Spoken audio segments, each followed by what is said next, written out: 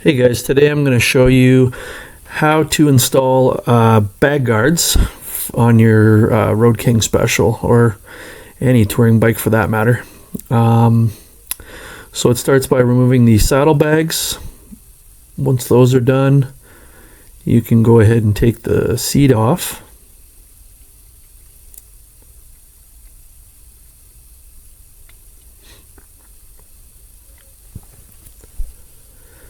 Then you can take off some of the other hardware. So this is the existing bag rail that also doubles as the exhaust mount.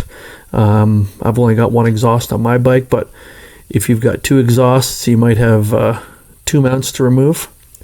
This is just a shot of just removing some more body pieces that are necessary. And then we'll go ahead and take that exhaust mount off here.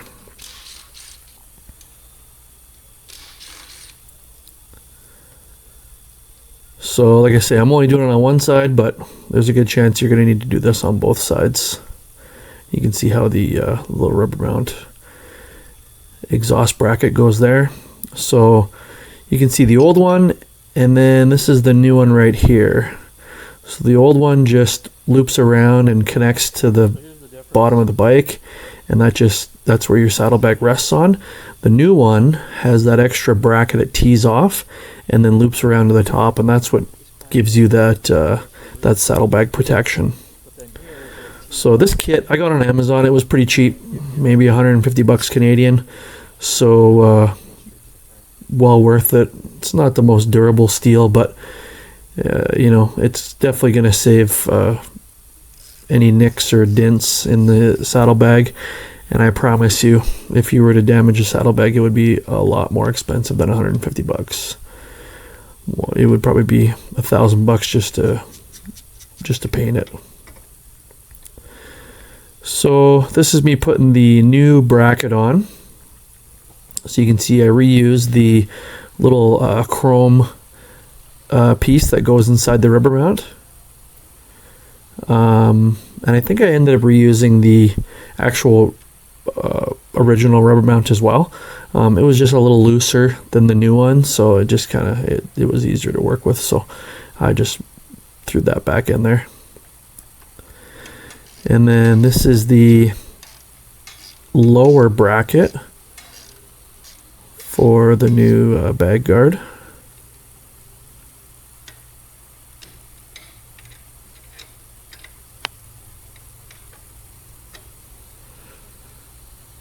So this kit I bought came with a lot of new hardware, but I tried to reuse as much of the original Harley parts as I could. So a lot of the bolts and washers and nuts, they all worked with the new bars. So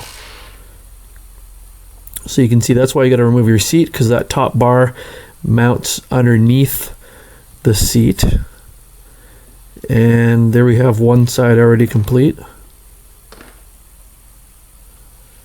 And you can see here these little rubber pieces kind of stick into the bottom of your bags, and that's what actually rests on that bar. So that's essentially what holds the bar in place on the bottom. And then of course you've got the two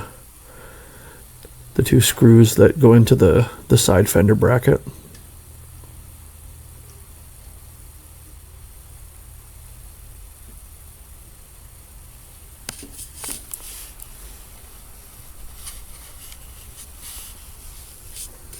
Okay, so here's a look at the first side.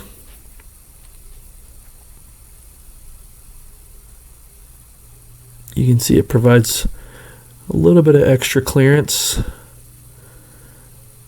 Right there's a nice shot. You can see it's about an inch or two of protection, and that would help not only from impact, you know, bumping into something, even slow speeds, just navigating through a parking lot or into a garage, but also it would help from any tip overs, right? And I'll show you a video after showing what this bike looks like tipped over, and how the bars would actually protect the bags in a tip over scenario. So just assembling the left side of the bike here. So this is the hardware that I had to use from the new kit, because the old kit didn't come with a bolt right here.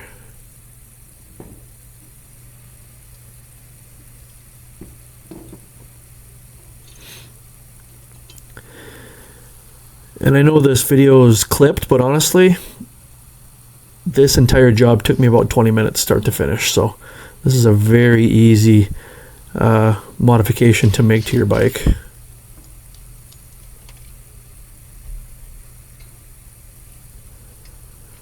So again, everything's nice and designed properly to line up to the original holes.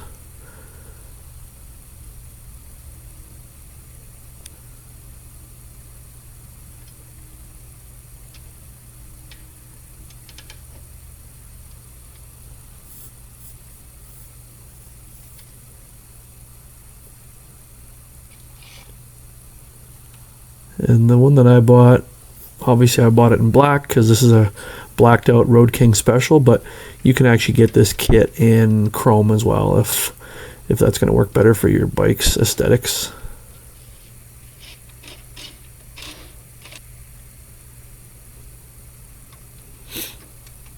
Alright, so just torquing everything down before we start putting everything back together.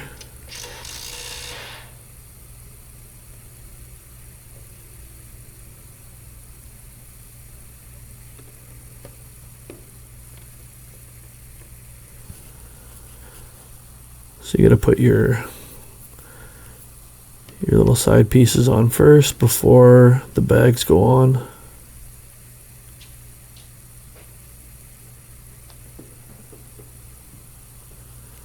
And it's a shame this bike looks so bad with these bags removed, because the bags are super easy to take on and off.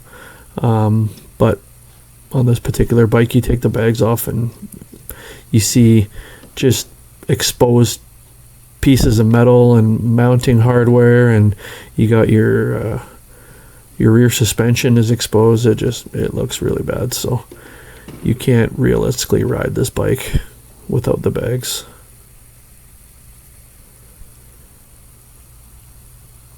And there she is, finished product. Both sides are done.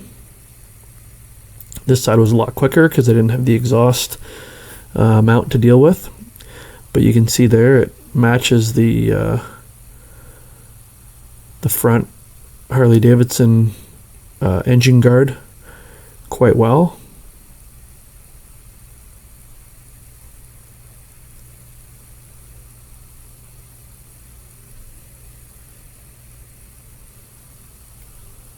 And then once the seat is back on, we'll do a quick test, tip over test to see really how well these bag guards are going to perform.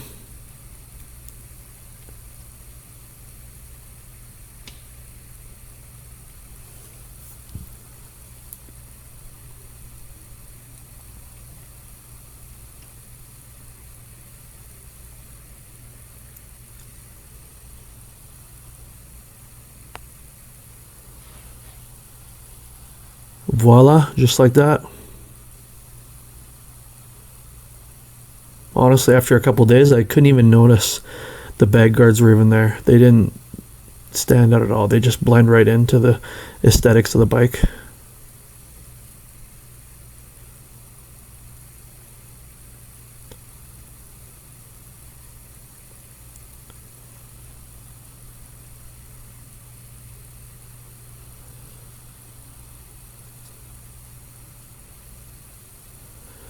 Okay, so we got a little tip over here.